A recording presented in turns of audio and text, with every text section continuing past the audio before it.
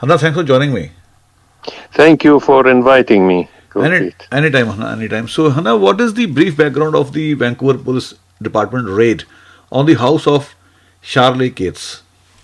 Yeah, I mean, they've been harassing activists since October 7th. This is not the first time, but they also arrested her before while she was coming from UBC and charged her with something called inciting hate. And then they forbid her from attending any public rallies for 6 months till her court appearance in October, this past October. And when she went to her court, the court dropped the restriction on her appearing because the police never filed any charges against her. And then just a few days ago, they arrived at her house in East Vancouver with the armored police carrier, and they were firing flashbang grenades, and they immediately broke down her door and shattered her bedroom window. So, it's like, a military operation against, a gang of thugs, and she was by herself, really. She's a well-known activist in the community, and she used to head the group that defend the Palestinian political prisoners in Israel. Right. So, I mean, the action, also, they didn't show her the arrest warrant or the search warrant. They left it behind after they finished. They also treated her really badly. They took her a block away from her apartment without allowing her to put even her shoes on. Then after all that, they let her go free. Which was, I mean, the whole thing wasn't over anything.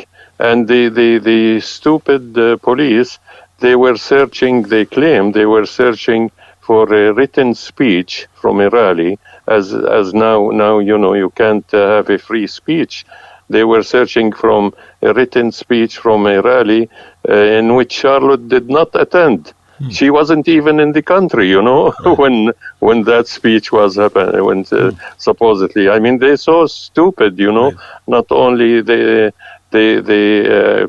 acting in a fascist way. You think you are living in a police state country, not in Canada or in Vancouver. It's really outrageous what they did to her. After that, they said they left the search warrant, and they said they were searching for, and I'm quoting, conspiracy to incite hate. If you support Palestinians and you are against Israeli genocide, you are inciting hate, according to them. It's worse, even worse than living inside Israel. They not allow you to say your mind or to condemn the Israeli genocide that's taking place over 200,000 casualties between dead and injured already in Gaza, aside from what's happening in Lebanon. So if you speak out against those, it's forbidden in the free democratic country of Canada, which is, it's a scandal, really. We don't live in a police state unless they only if you speak against Israel or against genocide. It's amazing. You could attack the prime minister, you could attack God even, and don't get arrested. You could praise the Nazis and you don't get arrested. But if you attack Israel, then it's the crime of the crimes.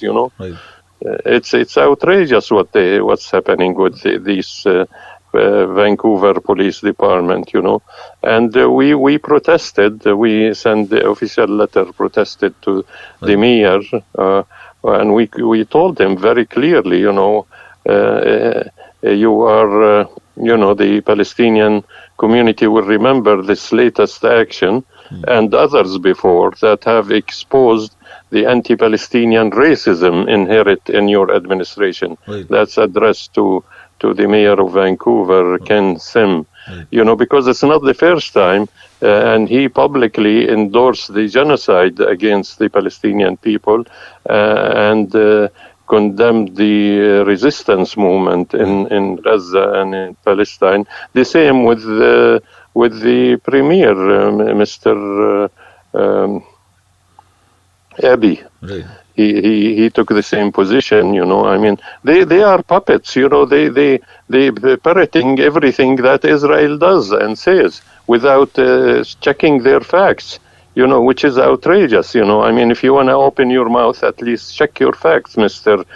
Sim and Mr. Abiy, but no, they are not checking their facts. The same with Trudeau. I mean, Trudeau is not better either. Right. Now, this comes shortly after the banning of Samidoun. Do you see any linkage between these two incidents, the banning of Samidoun and the raid on the house of Charlie Kids? Yeah, it must have something, but they didn't say that. They said it's from the incidents they first arrested her for previously. And again, what the federal government did is outrageous too, because, Samidoun is an advocacy group. It's not, it's not waging armed struggle, or it's not waging any operations against anybody. They're defending Palestinian political prisoners. And if you support Palestinian political prisoners, then you are terrorists. You are terrorists in Israel, and you are terrorists in Canada. All the Palestinian resistance groups that fighting for liberation and self-determination in Palestine are on the Canadian terrorist list, which we debunked, and we stated clearly that they put these resistance group on the terrorist list under pressure from the Zionist organization in Canada. We documented that. It's on our website.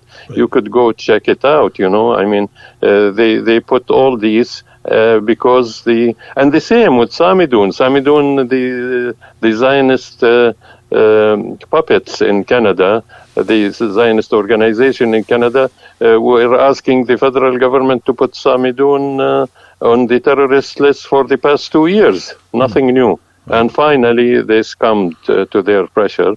And again, the Canadian government interest is to defend Israel. That's why they succumbed to the Zionist organization's pressure. Not because they love the Zionists, let alone it's not because they love the Jews either. Right. So what is going to be your next course of action after this? After this, to start with, the Samidoun lawyer has a case against Trudeau and the minister that put Samidoun on the terrorist list. They taking them to court because for slandering Samidoun and slandering its members. So we see what will happen. This case is on the books now. The other thing, the aim of what they are doing, whether federally or provincially or even on the city level, they're trying to intimidate the support for Palestine. That's their main objective. That's the objective of these governments and the objective of the Zionist organizations, because they don't want the truth to be told about what's happening to Palestine, to Palestinians, and what's happening in the Israeli genocide that's being carried against the Palestinian people. War crimes and apartheid and you name it, Israel is committing against the Palestinian people. And still the Canadian government and all the other provincial and city governments are supporting Israel. Again, they in doing so, they are participating directly in the genocide that's been taking place against the Palestinian people. And we told them many times, you're not going to intimidate us. We're going to be on the streets anytime we decide we'll be on the streets. It's our constitutional right to be on the street.